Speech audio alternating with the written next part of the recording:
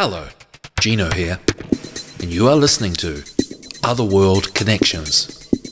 We live in a critical time where now, more than ever, angels and fairies, hidden forces, are bursting at the seams of the veil to work with us. They want to see us change in order to save the world and live in service to others. So join me on a journey to empowerment and enlightenment with an angelic angle and a fairy focus, looking into ways to improve our current situation, morality, archetypes, solutions for self-healing, and spiritual sciences in light of theosophy and other occult traditions.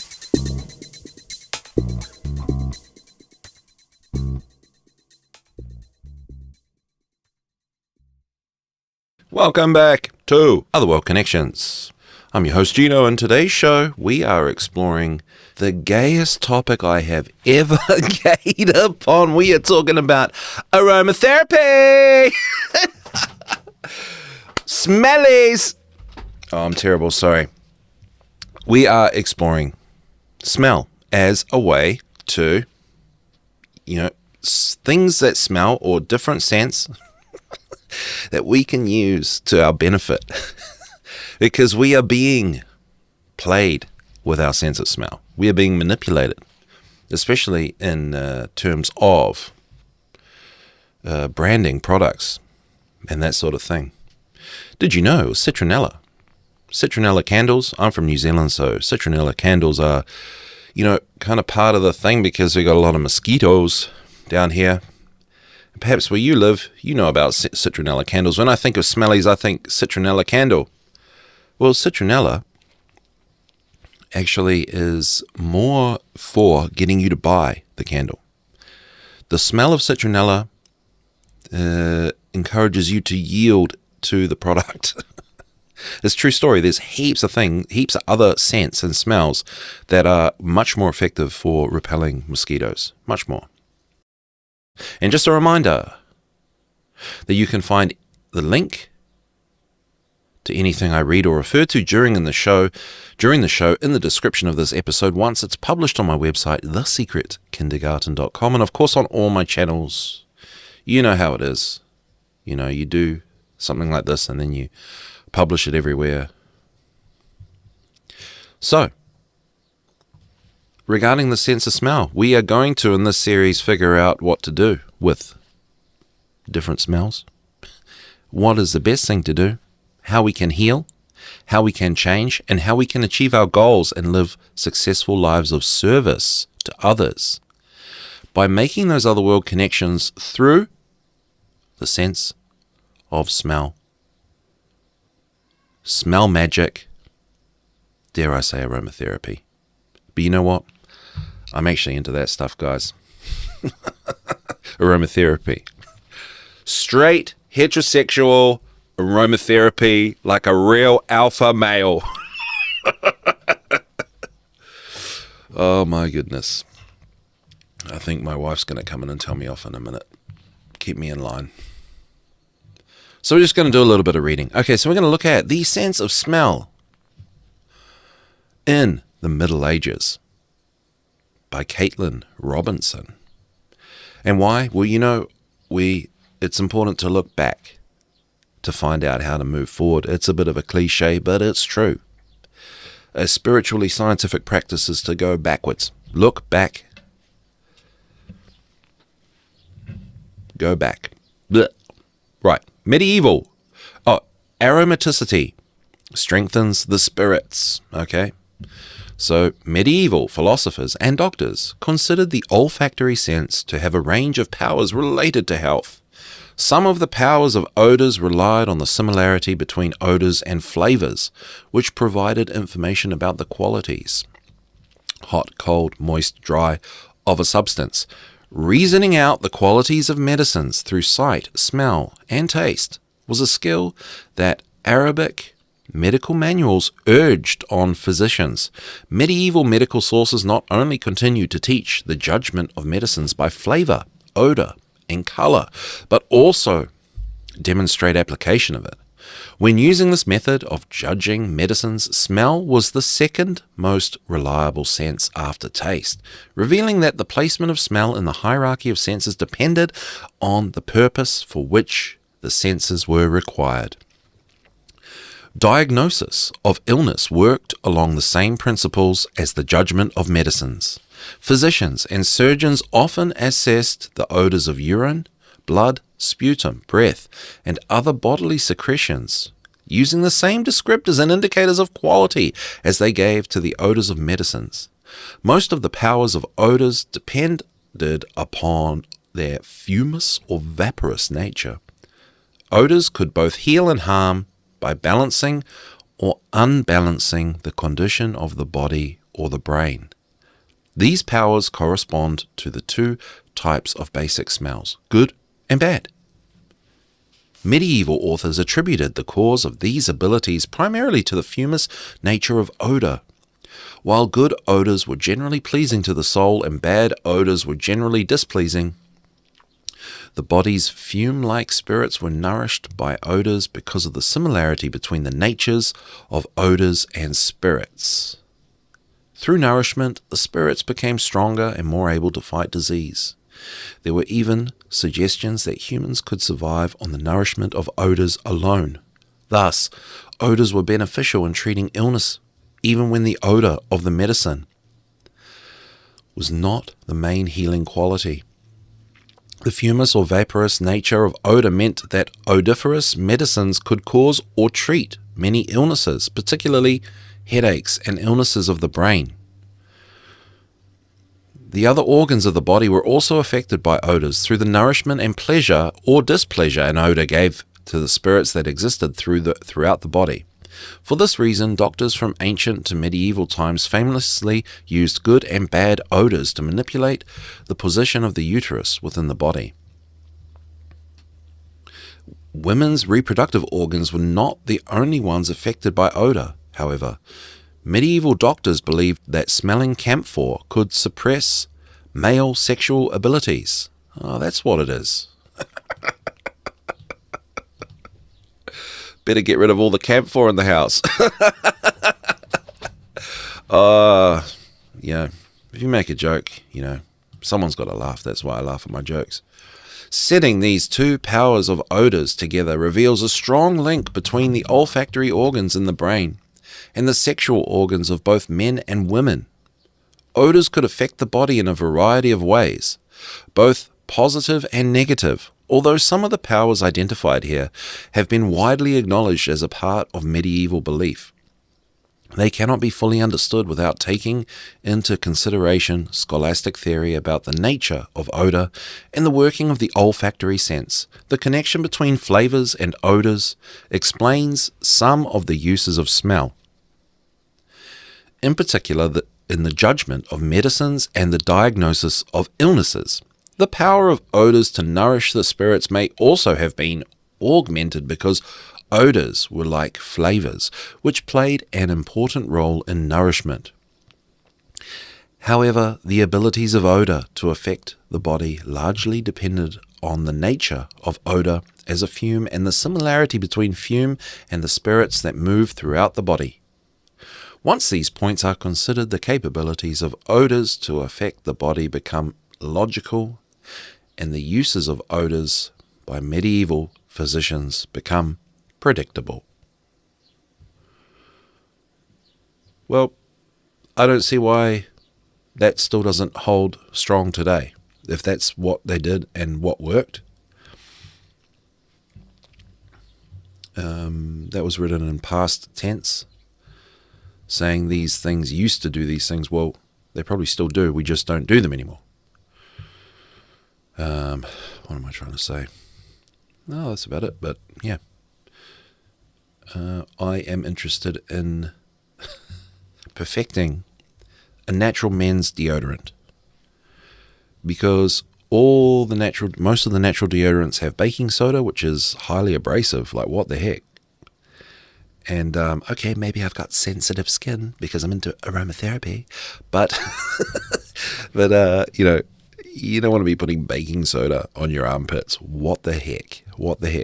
So over the last literally probably, 5 years or more, Julia, my partner, my wife, she's been working with, aromas. And together we've been devising the ultimate men's deodorant. And at the moment it smells like blimmin', I don't know. I've never smelled a skunk before, but it kind of smells like really, it doesn't smell that great. It smells strong. But when you put it under your armpit and you go through your day, it smells great. And it smells like it neutralizes the smell. And what I'm trying to say is, when you buy a Lynx can, right? You spray that and it's got this beautiful smell. Well, you're smelling, what I'm trying to say is, it's like choosing a house paint color. I go and choose a color for a house, and it's like the worst color you'd want to put on your house. It just doesn't work. It's too garish, and it would just hurt your eyes if you had it on your house. But I chose the color because I like it. It looks nice as a color, but it's not a color on the house, right? So you go to the shop and you go buy the deodorant, and it's got obviously, all the things that we know, like, I'm not going to patronize you guys out there, aluminium, all those things. It's got all the stuff in it that's really bad for you, and that's one of the ways of softly killing us, let's face it. And, anyway, like the Lynx doesn't have the aluminium, but it's got all kinds of other stuff. But my point is, you smell it and you're like, oh, that smells nice. And so you buy it and then you spray it, and then you get through your day and you just smell like body odor and Lynx. And the Lynx smell is completely separate to your body odor smell. So it smells like you tried to cover up your smell with perfume and it didn't work. It's true. Don't tell me you don't know what I'm talking about. Don't you try and tell me that. Anyway, look, it's coming to the end of the year, and, I'm winding down, mate. I'm winding down. That's why I'm doing this show today. Okay, so we're going to have a look at magical aromatherapy. And guess what? I'm going to tell you the truth. This is a book that I own. I own this book, everybody. I tell you, I do like frankincense, just so you know. Frankincense. Right, chapter 2. Divine Fragrances. From the book, Magical Aromatherapy, The Power of Scent, by Scott Cunningham. Thank God there wasn't a double entendre in his name. You notice that here on Otherworld Connections, we choose books and the author's name is a double entendre. All right. Humans have inextricably entwined plants into their lives. Scented plants have been especially honored since the earliest times. They were used in religious and magical ritual, as well as in healing arts, and that's what we're looking for here, all this stuff. All three of these practices were once central to human existence, and to many still are. The great vanished civilizations of the Middle East and the Mediterranean glorified scent, making it a part of their lives. Though lesser known, aroma magic use among Native American, Indians, and the old Hawaiians was also extremely common. The following glimpse into the powers that earlier peoples found within fragrant plants hints at the long history of magical aromatherapy and provides a fitting introduction to its practice. And, those energies, those entities, those spirits, those beings, those fairies, those angels in the other world, they want us to be using our sense of smell to create change into better things and to help, because it's part of the magic of being a human being. And not very often we get to sit back and stop and just appreciate our sense of smell. The Egyptians. On the walls of ancient tombs and temples lost in the desert, one symbol frequently occurs, a half-round, handled object with lines representing smoke rising from it. I think this is going to be a trigger warning, guys. This validates the use of incense in Egypt from the earliest times. Okay, I'm just reading what's in the book, everybody. Save for the Druids. More nonsense has been written about the Egyptians than any other vanished people. This began in the late 1800s and peaked around 1922 when Howard Carter unveiled the tomb of Tutankhamun to the world. This sad phenomenon continues with Curse of the Pharaoh stories and equally nonsensical follies passed off as facts by unscrupulous authors. I don't know if this guy's unscrupulous or not, Scott Cunningham, but let's just check the date. I know ancient Egypt is a topic that many people are expert in and are passionate about, and also here on Revolution Radio. So I'm just reading this book, guys. 1989. We're just trying to get to the smelly stuff, okay? Maybe that was the smelly stuff.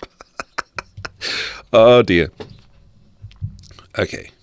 Today, researchers have translated many Egyptian papyri, multiple papyruses. Temple and tomb inscriptions have given up their secrets. Our picture of daily life in ancient Egypt, at least among the upper classes, grows sharper. Yeah. They were an extraordinary people. The Egyptians used a narrow strip of fertile land along the Nile to build a civilization unparalleled in its architecture, arts and crafts. As Egypt grew strong, its rulers imported frankincense, yay, my favorite, sandalwood, myrrh, and cinnamon from far distant lands.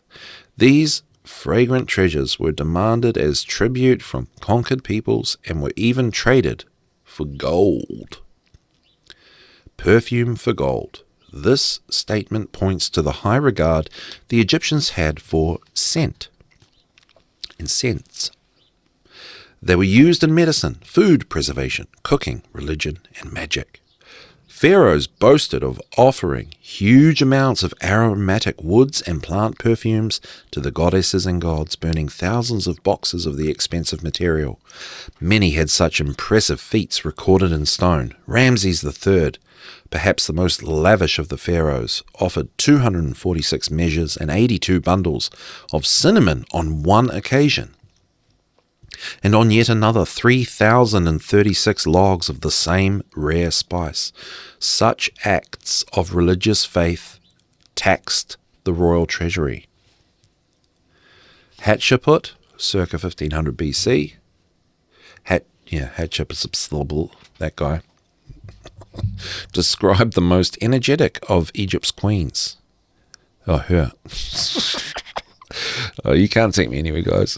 Launched her famous expedition of the land of Punt, seeking out myrrh and other spices used to honor the deities. Like earlier Egyptian rulers, she didn't come back empty-handed. Use of fragrance even extended after death. Embalmed bodies were anointed with scented unguents, and jars of perfume were sealed in the tombs for use during the deceased's afterlife. Aromatic plant materials were given as state tribute, were donated to specific temples, and were kept on altars in alabaster, diorite, and turquoise containers as offerings to the gods and goddesses. Me like turquoise. And a lot of the crystal shops sell dyed howlite as turquoise, and it's man, I just can't believe I'm generalizing here. So if you're in a crystal shop and you're a legit person, okay, good on you. But man, crystal shop retailers that sell all this metaphysical stuff are the dodgiest people I've ever met in my entire life. Like, oh my God. They serve Mammon, the money god. They don't serve whatever the thing they pretend to. Do you know this guy tried to I went into a crystal shop and, okay, I'm a weirdo, whatever. But, where would you buy a pendulum? You go to a crystal shop, right? I went to one with my pendulum because that's how I would choose crystals for this and the other reason. And the guy behind the counter was physically trying to stop me from dowsing. I wish I filmed it. I think I'm going to film. If I ever go in a crystal shop again, I'm just going to film. But I will say the one in Taupo is really, really nice. Those people are cool. Shout out to whoever they are. All right. Well, you know what? They actually, here's the thing. At that one, I wish I didn't say the place. They overcharged me for something, but then they undercharged me by accident for the other thing, which was more expensive. So I just called that karma. I didn't realize till like about a week later, but that's what these people count on. You not checking the values of things when you go and buy stuff. That's what they count on. And they count on you not knowing about crystals or any of these things. So you go and buy a turquoise when it's just a dyed howlite. And the dyed howlite is worth hardly anything. Or you think you got a bargain turquoise when turquoise is expensive. And when you buy a turquoise, there's not actually much turquoise color on the crystal, on the rock, because that's how it is. It doesn't look clean and clear, you know what I mean? So anyway, it turns out I got lots to say about things today. Aromatic plants were given as state tribute. Yes, we know that. Thank you. Each morning, statues of the deities were anointed by the priests with scented oils. Incense was burned in many temple activities during the crowning of pharaohs and for religious rituals. It was also smoldered at funerals to waft negative spirits from the mummified body. Pliny, in his Natural History, recorded the recipe for an Egyptian perfume used during Greco-Roman times. Metopium consisted of cardamom, rush, reed, honey, wine, myrrh, galbanum, and terebinth, among other ingredients. And I got so much to say, but see, rushes and reeds were put into this perfume. Well, when you go and buy things that smell, they don't put anything in that doesn't sound sexy, if you know what I mean. They put things that or if you were a little bit interested in it, you would know, like certain smells become accepted, is what I'm saying. You don't want to put something that doesn't sound cool and that you can't really tell is in there on your ingredients, because people aren't interested in that. They want to identify with the things that they know. But I think the smell magic, the real magic, runs much deeper than that. And that's an example there, metopium. Okay, because the Egyptians hadn't discovered the art of distillation, by which all true perfumes are made, they created such a perfume by soaking plant materials in oils or fats, which is something we can all do. Olive oil and the oil of balanos seem to have been preferred. Don't know what balanos is. Balanos. Ay. The oil slowly absorbed the scent, creating the perfume. This was the only type of liquid fragrance used in early times. No true essential oils were available.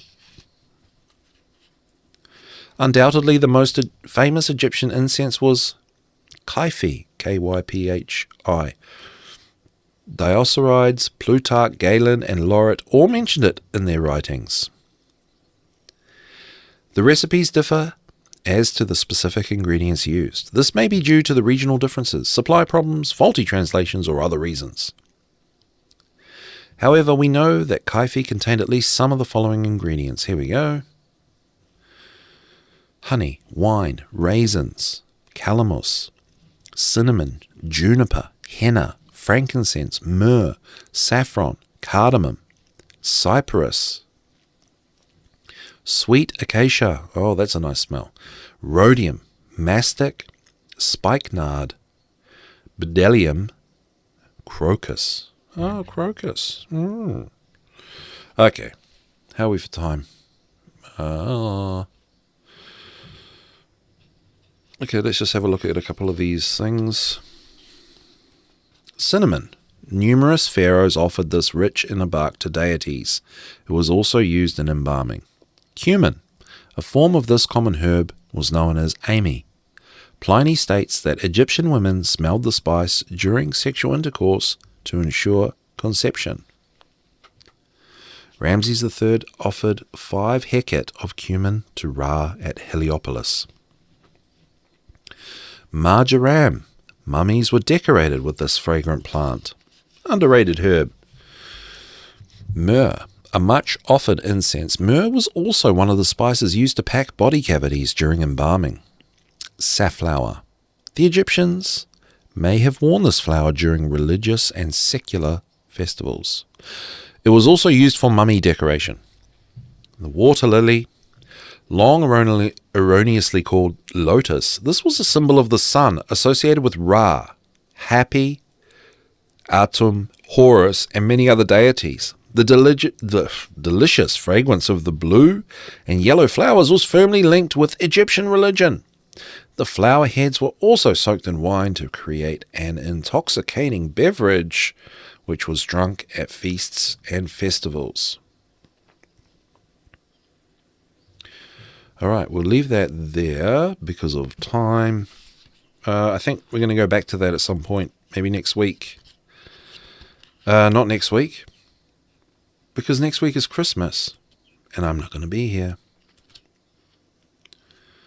I'm going to give you all a break from me. Okay, so we want to look at ancient Hawaiians, American Indians, Sumerians, the Babylonians, and the Greeks and the Romans. Yeah, I found that interesting. So yeah, ancient Egypt, smelly. Okay, so now we're going to go to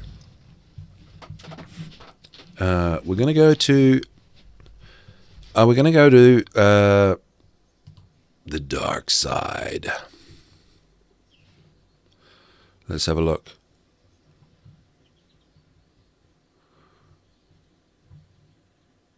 And oh yeah, just having a look at the chat. Sarah Cross would agree. Snake oil salesman. Yes, that's exactly right, Sarah. Oh, thank you for your comment. And I will have a great holiday. Thank you. Oh, all the best, Sarah. Just check I didn't miss anybody. Oh, well, thank you very much, you guys and girls. The dark side indeed. Yes, so we're going to look at The Satanic Witch by Anton Lavey, because it's one of the first books. This is kind of how I got into the occult. It was through looking at the Church of Satan stuff, just out of morbid curiosity and rejection of the Catholic Church. And then very, very quickly after that, I discovered Mark Passio's work. From literally trying to find what on earth is happening, I literally was Googling something to that point, and I ended up on a satanic, spiritual satanist website, and they told me to check out his work, and they said, good luck with that because you'll never get anywhere. And I didn't know what they were talking about. And I thought, thank you so much. I can't believe they actually helped me. And they said, well, we're only helping you because you're a loser or something. I was like, oh my gosh, these guys put me in the right direction. Thank you. That's weird. They were kind of nice, but evil. So weird. But that's how I found what on earth is happening. And right before that, I was looking at the Satanic Bible and Satanism, and I had read The Satanic Witch. And so I'm revisiting that, and I'm showing you just... It's basically how they regarded, and at least Anton Lavey knew a lot about the sense of smell and his advice for witches, for women to get advantage and take advantage. So let's go. On the Importance of Odors from The Satanic Witch by Anton Lavey. Believe it or not, I do recommend reading this. I also recommend reading the Satanic Bible just to see what... basically, natural law has in common with human beings, full stop, whether they're good or bad. I think I first learned about natural law really from the Satanic Bible. Okay, so that's weird, and that's just what happened. But the importance of odors. Okay, here we go. Oh noes, how you have deceived me. And that's a quote from Ewan Block from Odoratus Sexualis. Absolutely no idea what that is. Okay, I realize that this is a somewhat delicate topic, but it is one sense in particular that women have most neglected to use, hence more powerful for the witch who uses it. Of the 5 senses, the sense of smell is the most neglected. An odor will evoke an entire state of consciousness more thoroughly than any other form of communication. No other form of sensory cue has been so shrouded in guilt, misinformation, and self-contradictory definition as have the things we smell. The paradox of perfumery stands as the most fragrant example of the olfactory deceptions wrought in the name of finery and good taste. As a witch, you should learn some basic principles of enchantment through odors. First of all, don't scrub away your natural odors of seduction. It doesn't matter how much brainwashing has been done to make certain bodily odors undesirable. To be fair, this is what I'm trying to get right on my men's deodorant, where it synergizes with the odor, so you don't smell BO and Lynx Africa. You just smell not BO, you smell something synergistic. Because you can't get rid of it otherwise, unless you put like all this baking soda and keep reapplying it and get a rash on your armpit. So anyway, I kind of can't believe I'm talking about all this stuff today, but anyway, I'm having fun, so I hope you are too. It doesn't matter how much brainwashing has been done to make body odors undesirable. Millions of years have seen to it that such scents will never be reacted to in a negative way. The most successful witches are those... Why am I reading it like this? Like I'm selling it to you. Oh, I'm terrible. I've read way too many stories to kids. Remember, I was an early childhood teacher. I'm sorry I talk to you like children. I'm sorry I read to you like you're a child. I'll try not to. The most successful witches are those who smell like women. This doesn't mean that you shouldn't bathe or wash your underwear, but one can overdo a fear of offending to a point that negates any opportunity for success. This obsession to scrub away dirt, and with it sin, is a byproduct of the kind of Puritanism and Calvinism that defies all the laws of nature, allegedly. The Huguenots even had a hymn equating bodily odors with sin, called Everybody Stinks But Jesus. There is no doubt that to many women, a bar of soap has replaced the confessional. And as you guys know, that Anton this framework was staunchly anti-contemporary Christian, just so you know. But we just focus on the smell, everything else we just let it slide off, okay? Women who are accomplished and pay strict attention to personal hygiene are successful in spite of their habits, not because of them. Usually such cases revolve around established groups, business, social, professional, where acceptance has already been gained. Then, out of protocol and decorum, stringent hygiene is maintained in order to perpetuate one's status. In the animal kingdom, this phenomenon would be illustrated by the smelliest animals achieving status. Then, once having attained favored position, sniffing each other critically to see who smelled the worst. We are no different, and that's what Satanism believes, that we are simply animals, not spiritual. When we meet a person to whom we respond favorably, invariably he smells good to us, even though we may not consciously recognize any odor. If there is such an attractive odor present, it is usually one that would be considered disgusting, disgraceful, or repellent if its origin were known. If the odor that attracts us in the form of a perfume or cologne, it is usually made from the sexual odors and mating scents given off by beavers, cats, whales, muskrats, deers, and goats, and numerous plants and flowers whose odors, we mustn't forget, are intended by nature to attract for the purpose of survival and pollination. It is inconceivable to think that human beings could be the only creatures without appealing sexual odors. Yet odors that originate in the sexual parts are considered anathema by a large majority of them.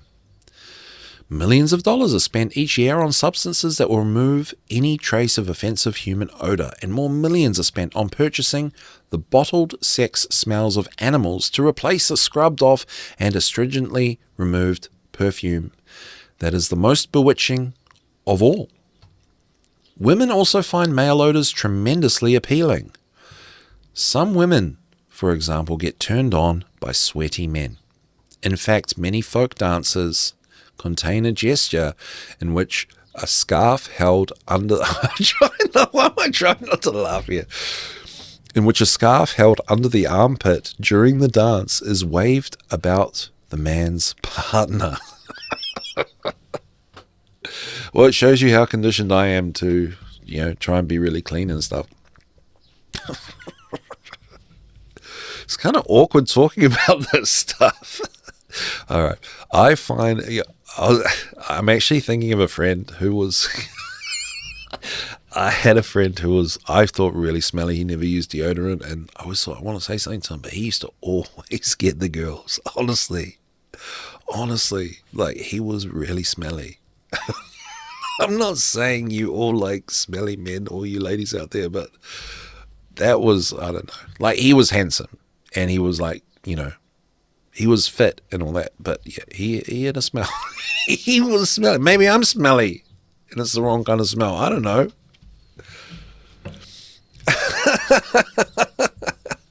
Oh man, I'm just laughing too much. Okay, I find it ironic that the science of perfumery was developed in days when such extracts were applied.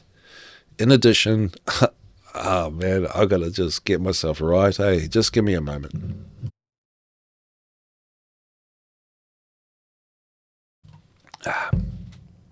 Right, my sip of my tea.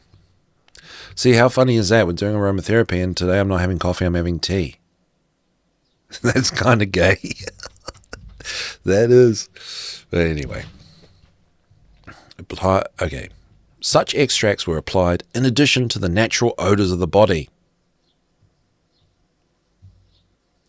Many perfumes were employed because of the lack of sanitation and hygiene, which necessitated the strong odors being covered up by stronger ones.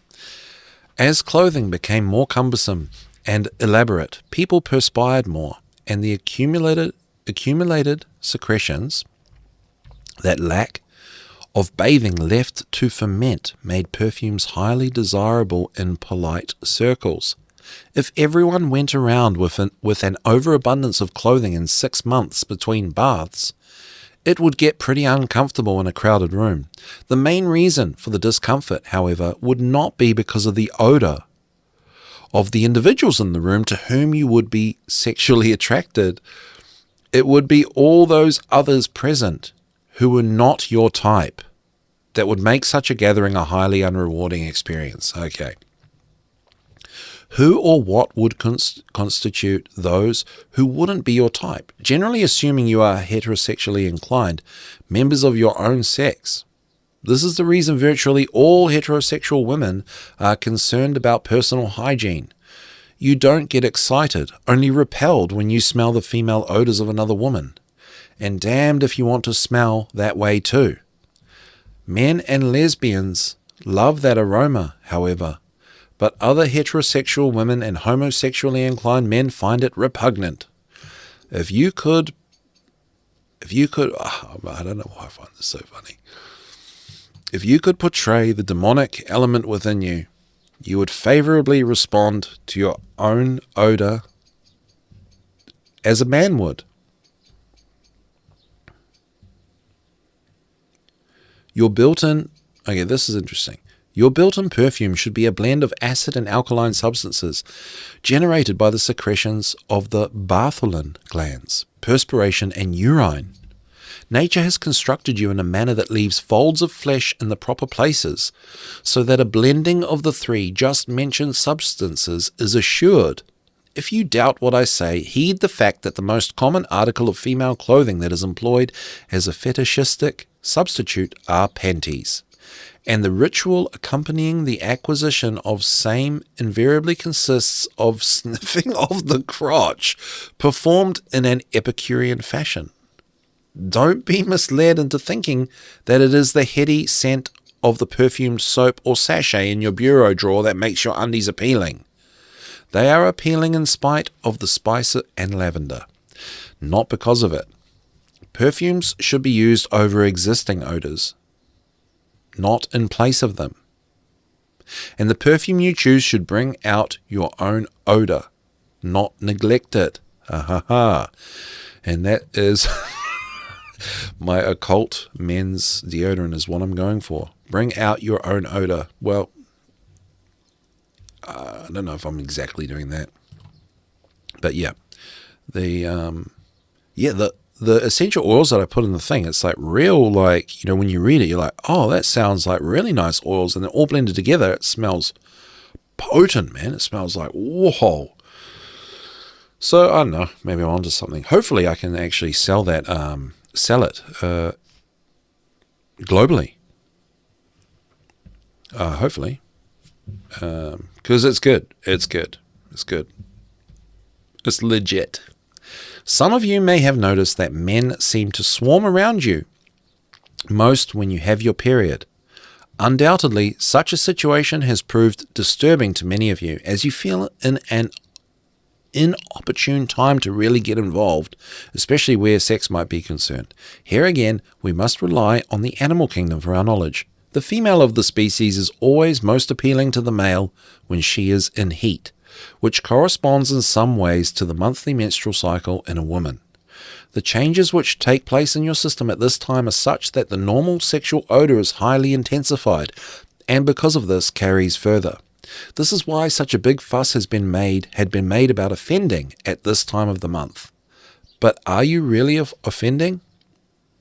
It is true, some women have an odor that can cause very decided rejection during their menstrual cycle. But this is because A, it is mingled with other odors that are incompatible, certain foods, tobacco, etc.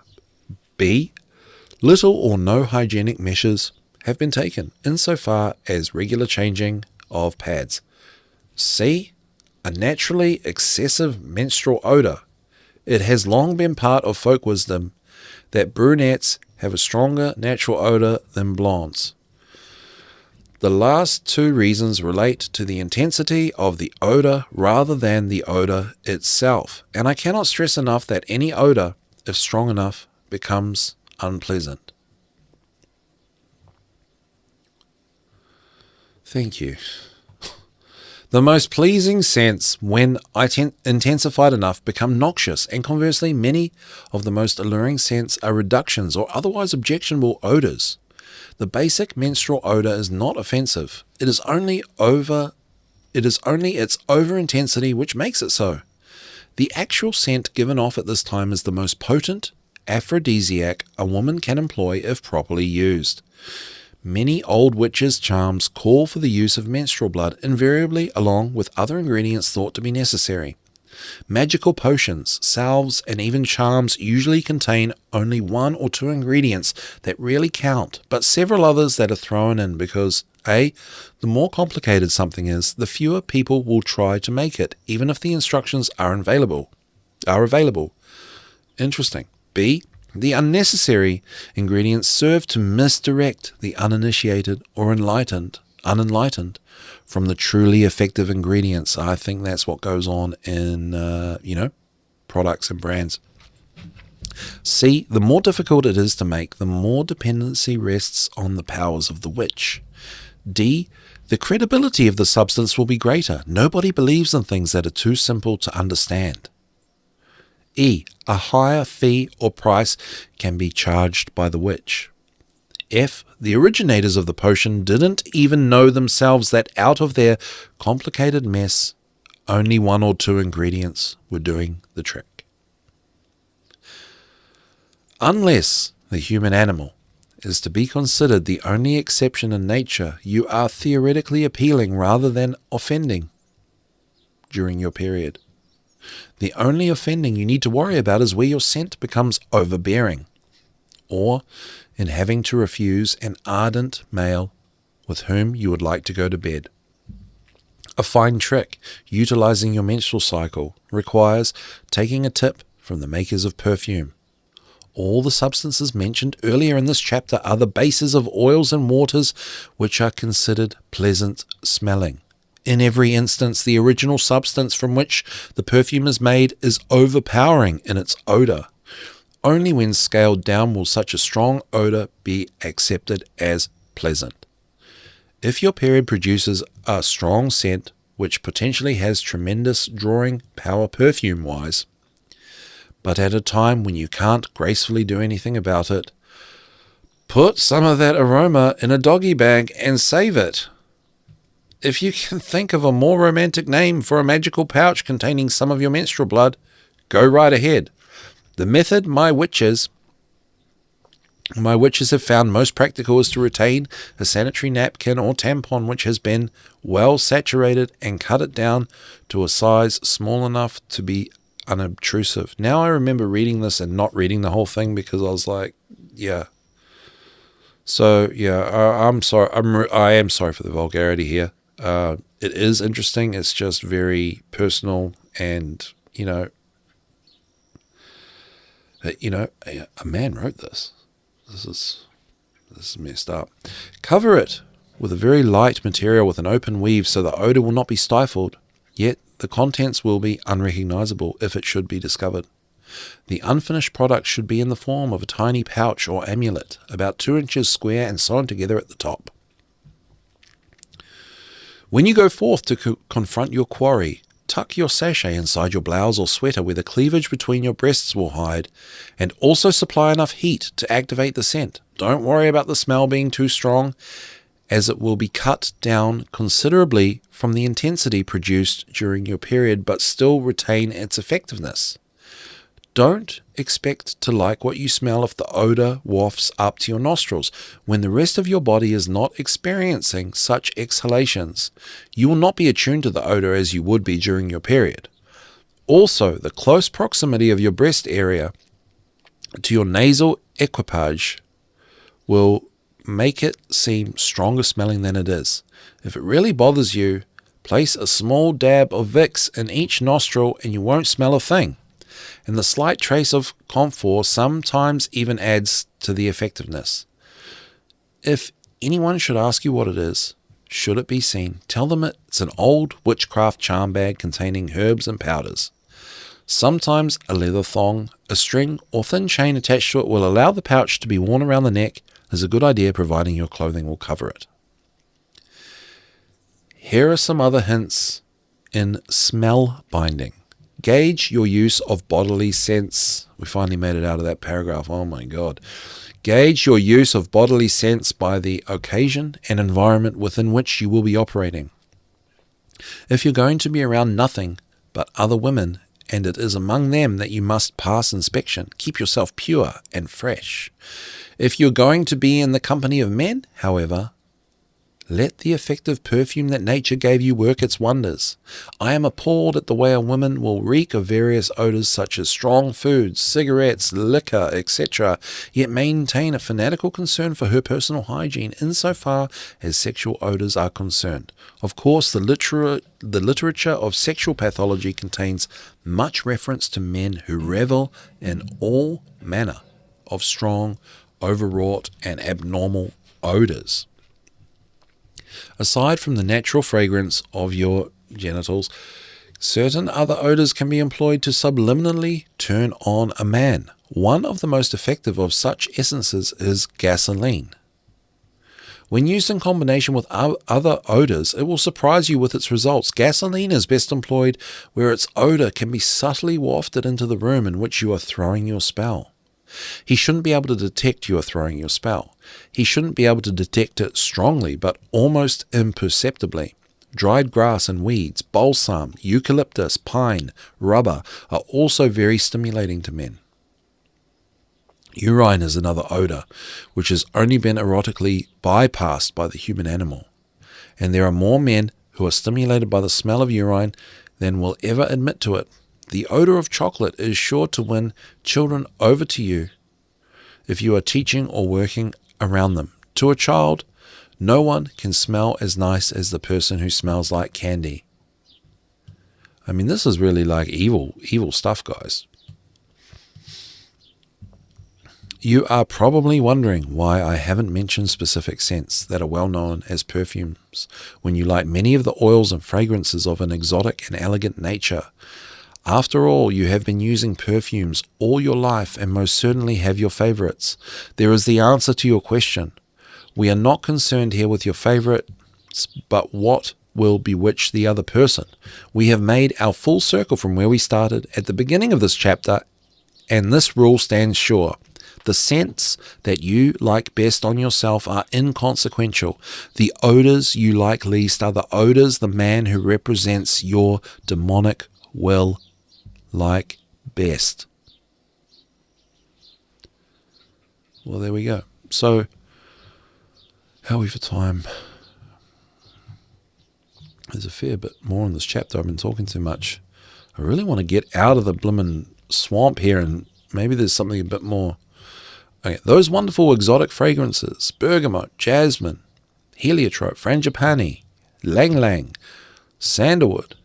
Lang-lang's really good as an insect repellent, guys, just so you know. Spelled Y-L-A-N-G. I don't know how to pronounce it. I call it lang-lang. That is great as an insect repellent, but you will smell horrendous. You'll smell like cheap perfume. So, yeah. The same perfume you select as your favorite smells good to you. And if a man selected it for you, it is because it smelled good to him. See, this is the thing I find interesting. What I was saying at the very beginning. And has a man ever presented you with an expensive bottle of perfume? Can you honestly say that the perfume he gave you was the kind you would have chosen yourself? Or was the stuff used once and then put in the drawer? Maybe he knew what you liked because you told him and he bought it for you. But did he really prefer it to others or buy it simply because he knew you would like it? Who was charming whom with the perfume? Think about these questions and you'll see that perfume is the candy, enjoyed the most by the consumer. It was once fashionable for all gentlemen of consequence to wear perfume.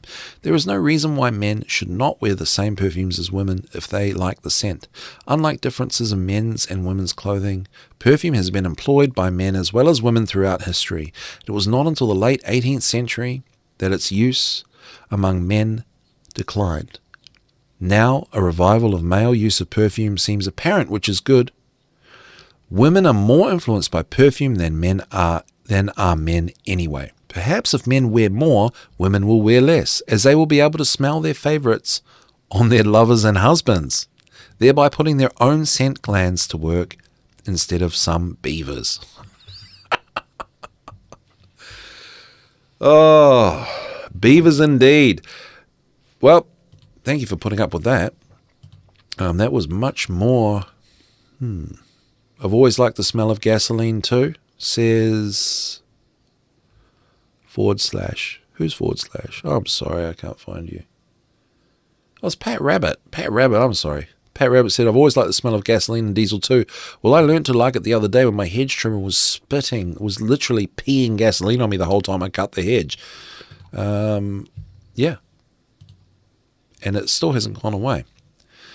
So yeah, so that's the darker side. That obviously Satanic witch. So when they're talking about smell, it was purely for the woman to manipulate and deceive men for sexual gain, among other things. And it went a bit dark there, talking about influencing, manipulating, influencing children. That is really messed up, guys. So what we're looking for here on Otherworld Connections is utilizing the smells of nature to get in touch with nature, get in touch with our true selves, to heal ourselves, to help us. And, maybe some of these more sinister things could come in handy when working against evil. I don't know. But we're looking for ways to use smell to better our lives and be of service to others. And I believe that is what nature really intended for us. So there you go. Thanks so much for tuning in. Hey, Merry Christmas, everyone. I won't be around on your Christmas Day Eastern time. I'll be traveling, and I just wish you all safe, happy holidays, and I'll see you on the following one. Appreciate you all. Much love to Revolution Radio, the fellow hosts, all you guys in the chat. Thank you so much. Take care. Love you. Bye.